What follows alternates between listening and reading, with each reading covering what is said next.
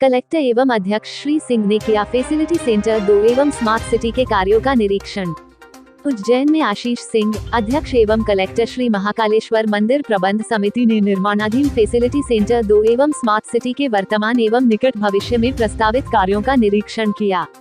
इस दौरान नरेंद्र सूर्यवंशी प्रशासक एवं अतिरिक्त जिला दंडाधिकारी, क्षितिज सिंघल आयुक्त नगर पालिक निगम, Jitendra Singh Chauhan CEO smart city, Amarendra Singh अतिरिक्त पुलिस अधीक्षक, Dharmendra Verma superintendent engineer smart city KC Patidar कार्यपालन यंत्री उज्जैन विकास प्राधिकरण, नितिन श्रीमाली वास्तुविद सहित सहायक प्रशासक मूलचंद जूनवाल आदि उपस्थित थे। मंदिर समिति के अध्यक्ष एवं कलेक्टर सिंह ने बताया कि श्री महाकालेश्वर मंदिर परिसर के आसपास के क्षेत्र के विस्तारीकरण का क्षेत्रफल 0.2 हेक्टेयर से बढ़ाकर 20 हेक्टेयर करने का निर्णय लिया गया है। इसी संबंध में आज का भ्रमण किया गया है। साथ ही सभी संतों के साथ हुई बैठक में मिले सुझाव के अनुसार विजिटर फैसिलिटी सेंटर 2 के सामने से एक ब्रिज का निर्माण किया जाएगा, जिसका स्वरूप दिखने में आधुनिक होगा, जो कि आध्यात्मिक, धार्मिक व आधुनिकता का संगम होगा। इस योजना के अंतर्गत आपातकाल स्थिति में, विशेष अवसरों पर और सामान्य दिनों के लिए दर्शनार्थियों की संख्या को देखते हुए प्रवेश व निर्गम के साथ सभी महत्वपूर्ण सुविधाओं का प्रावधान किया जा रहा है। स्मार्ट सिटी के द्वारा निर्माणाधीन कॉरिडोर का कार्य लगभग अगले 4 माह पूर्ण हो जाएगा। मृदा परियोजना फेज 2 के समस्त टेंडरों को जारी करने की प्रक्रिया भी करीब 1-1.5 माह में पूर्ण कर ली जाएगी, ताकि आगामी 2 वर्ष में विस्तारीकरण का कार्य पूर्ण किया जा सके। श्री सिंह ने बताया कि कॉरिडोर लगभग 900 मीटर लंबा है। श्रद्धालु फैसिलिटी सेंटर 2 से मंदिर में प्रवेश कर सकेंगे। 900 मीटर के कॉरिडोर के अंतर्गत मिडवे जोन, दर्शनीय स्कल्पचर वॉल, शिव स्तंभ आदि लगाए जा रहे हैं। इनको देखते हुए जब श्रद्धालु मंदिर की ओर आएंगे तो उन्हें दूरी का एहसास नहीं होगा। इस हेतु एक थीम तैयार की गई है, जिससे श्रद्धालु उत्साह के साथ श्री महाकालेश्वर भगवान के दर्शन के लिए आगे बढ़ेंगे। दिशा निर्देश दिए और आगे किस प्रकार कार्य करेंगे? महाकाल मंदिर परिसर का जो विस्तारीकरण है, जिसमें हम लोग जो अभी प्रेमाइस का एरिया लगभग 2 हेक्टेयर है, उससे बढ़ाकर 20 हेक्टेयर कर रहे हैं और उसके तहत यहाँ पर कुछ डिसीजंस लिए जाने हैं, जिसके लिए विजिट है। जो विजिटर फैसिलिटी सेंटर 2 बन रहा है, इसके ठीक सामने ही हमारा जो सभी संतों के साथ बैठक हुई थी, तो जो संतों के द्वारा सुझाव सबसे प्रमुख दिया गया था कि एक बीच में ब्रिज का निर्माण करना है, तो उसका लैंडिंग हम लोग यहाँ पर करा रहे हैं और बहुत ही इस तरीके से ब्रिज का निर्माण करेंगे कि जो देखने में आधुनिक भी लगे, लेकिन साथ साथ जो आध्यात्मिक और पूरा का पूरा हमारा कॉरिडोर का स्वरूप आ रहा है धार्मिक दृष्टि का, दोनों का संगम हो, ऐसा एक प्लान करने की योजना यहाँ पर बनाई गई है। आगामी 6-7 दिनों के अंदर उसका टेंडर की कार्रवाई भी प्रारंभ हो जाएगी और इसके साथ साथ जितने भी काम हैं, तो हमारा जो कॉरिडोर का काम है वो अगले 4 महीने में ज़्यादा से ज़्यादा हम लोगों को ख़त्म करना है और जितने भी फेज़ 2 वाले टेंडर्स हैं वो सारे के सारे अगले 1-1.5 महीने में हमको कंप्लीट कर देने हैं। ये हमने अपने लिए टारगेट रखा है, जिससे कि आगामी 2 साल में पूरा का पूरा जो हमारा विस्तारीकरण का प्रोजेक्ट है वो खत्म हो। सर, आस्था के साथ पर्यटक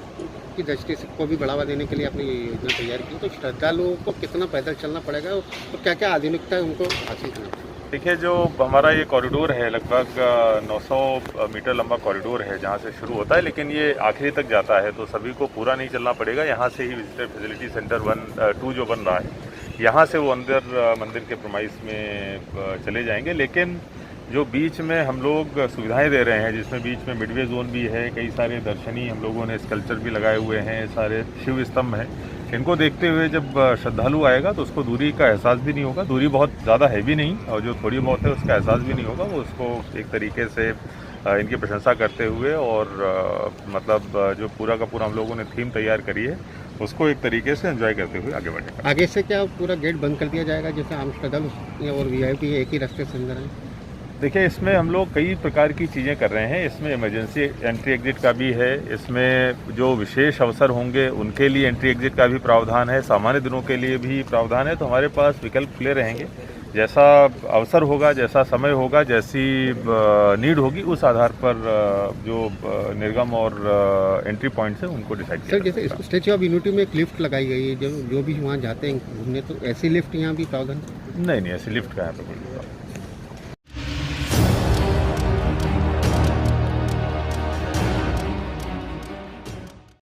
रतलाम रेलवे मंडल के DRM पहुंचे उज्जैन स्टेशन।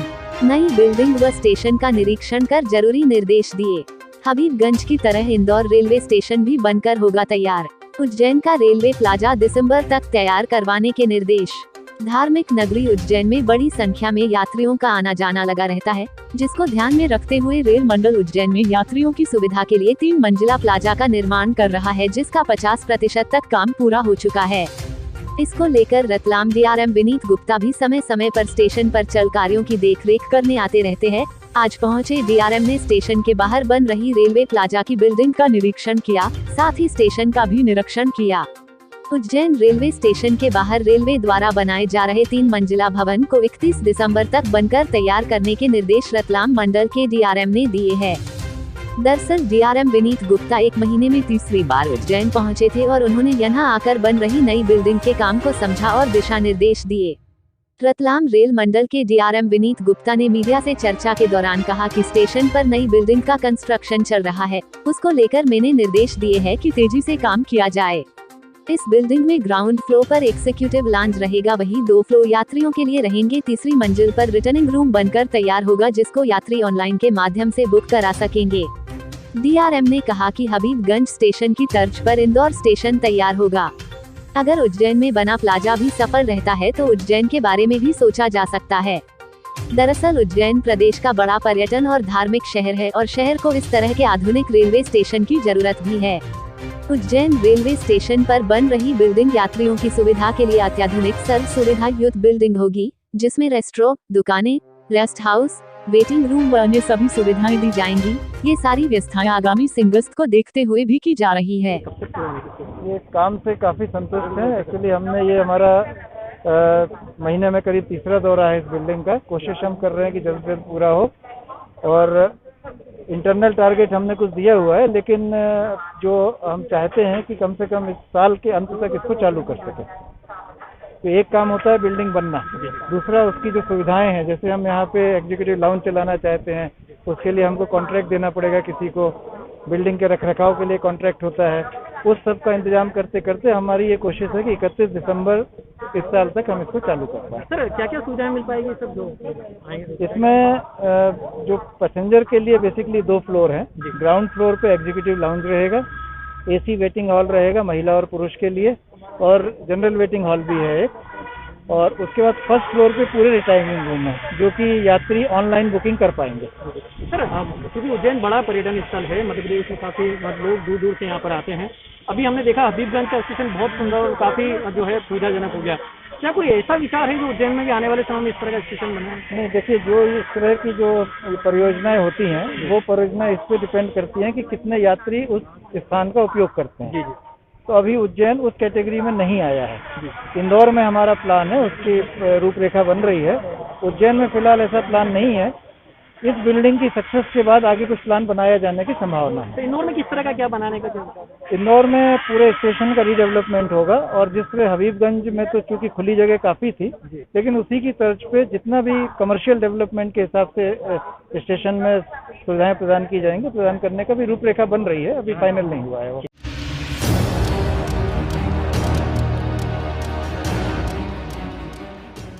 नीलगंगा निवासी युवक ने क्षेत्र के ही 10 लोगों से 15 लाख रुपए की ठगी की। आरोपी को पुलिस ने किया गिरफ्तार। उज्जैन के थाना नीलगंगा में ठगी का एक मामला सामने आया है। यहां आरोपी ने क्षेत्र के ही करीब 10 लोगों से ठगी की है। दरअसल मामला इस प्रकार है कि आरोपी युवक ने अपने आस पड़ोसियों को राशि दोगुना करने का लालच दिया, साथ ही अधिक इंटरेस्ट पर राशि लेना शुरू की। कुछ समय तक इंटरेस्ट भी लौटाया, परंतु बाद में मूल राशि लौटाने से इनकार कर दिया। यहां पुलिस ने धारा 420 में प्रकरण दर्ज किया है। वहीं मामले में आरोपी की गिरफ्तारी भी हो चुकी है। सर आपके थाना क्षेत्र में ठगी का मामला आया, किस प्रकार के पुरुष? ये एक 420 का अपराध पंजीबद्ध हुआ है थाना नीलगंगा में। एक आवेदन आया था हमारे पास पे, जिस पर हमने जांच की। श्रीमान थाना प्रभारी महोदय के आदेश से जांच हुई है, जिसमें बयान वगैरह लिए हमने। उसमें कथनों के आधार पे और उसका स्टेटमेंट वगैरह हमको अवेलेबल हुआ, जिस आधार पर हमको पता चला कि 1.5 साल से एक तरुण अहिरवार नाम का एक लड़का था, जो नीलगंगा चौराहे पे रहता था। वो आस पड़ोस में उसके जो साथी लोग थे, मोहित, मेशुल, अभिषेक, इन लोगों के साथ में उसने अलग अलग समय में अलग अलग दिनांकों में पैसा ट्रांजेक्शन करके धोखाधड़ी की है। कितने लोग हैं, कितने के साथ में ठगी करी? 6 लड़के हैं। कितनी लगभग राशि होती है? लगभग 15 लाख के आसपास की ठगी। जी विवेचना जारी है? हाँ, विवेचना जारी है। अभी बहुत जल्दी हम उसको पकड़ भी लेंगे।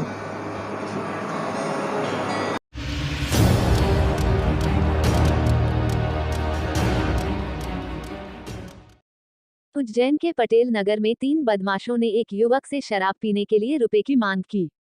युवक ने रुपए देने से इनकार कर दिया तो बदमाशों ने उसे चाकू मार दिए।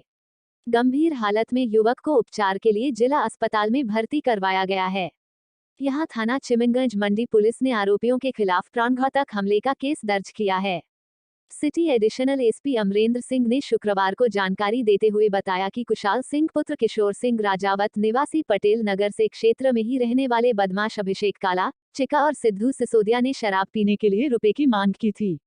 कुशाल सिंह ने रुपए देने से इनकार कर दिया, जिस पर तीनों आरोपितों ने उसके साथ मारपीट कर उसे चाकू मार दिए। वारदात के बाद तीनों आरोपी वहां से भाग निकले। लोगों ने घायल युवक को उपचार के लिए जिला अस्पताल में भर्ती करवाया है। पुलिस ने आरोपियों के खिलाफ धारा 307 के तहत केस दर्ज किया है। तीनों आरोपितों की तलाश जारी है। थाना चिमनगंज के अंतर्गत एक पटेल नगर है। पटेल नगर में कुछ आपसी दोस्त थे, उनकी आपस में झगड़ा हुआ, कुछ लेन देन को लेकर के विवाद था और उस विवाद में एक लड़के को चाकू भी लगा। इस पूरे मामले में पुलिस ने 307 का अपराध पंजीबद्ध किया है और आरोपी नामजद हैं। आरोपियों की धरपकड़ की जा रही है। पहले से बदमाशी करते आ रहे हैं। इनका जो आरोपी है, इनमें पूर्व का भी इनके मारपीट अपराध पंजीबद्ध है थाना जिवाजीगंज में। इसी कारण से इसमें 307 की धारा कायमी की गई है और आरोपियों को तलाश की जा रही है।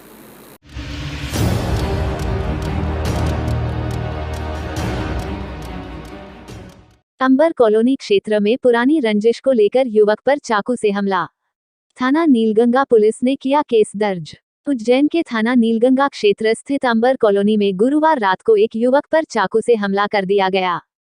थाना नीलगंगा पुलिस ने जानकारी देते हुए बताया कि धर्मेंद्र और हर्ष रायकवार में पुराना कोई विवाद है। इसी विवाद के चलते हर्ष रायकवार ने धर्मेंद्र पर चाकू से हमला कर दिया, जिसे उपचार के लिए जिला चिकित्सालय भेजा गया है। मामले में पुलिस ने प्रकरण दर्ज कर लिया है। कौन से क्षेत्र का मामला है और किस प्रकार की घटना है? ये अंबर कॉलोनी नीलगंगे की बात है। कल की बात है, कल रात्रि 8 बजे की बात है।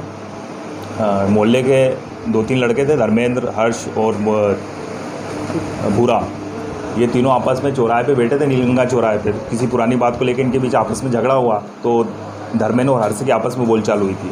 तो हर्ष ने उसी बात को लेकर उसको चाकू मार दिया और जिससे उसका प्रकरण पंजीबद्ध किया गया मामले में और मेडिकल के लिए रवाना कर दिया था हमने। एक व्यक्ति के विरुद्ध हुआ है क्योंकि आपसी विवाद था 2 लोगों का। देश विदेश गांव शहर सब पे नजर, सबकी खबर, नया रूप है नए है रंग, सबको समेटे अपने संग। आपका अपना शहर का सपना दैनिक अवंतिका, दैनिक अवंतिका, दैनिक अवंतिका। खेल राजनीति फिल्मी बातें सब कुछ ही हम इसमें पाते। घर होटल ऑफिस या दफ्तर, क्लर्क प्यून या हो फिर अफसर, सबका चहेता सबका प्यारा दैनिक अवंतिका, दैनिक अवंतिका, दैनिक अवंतिका।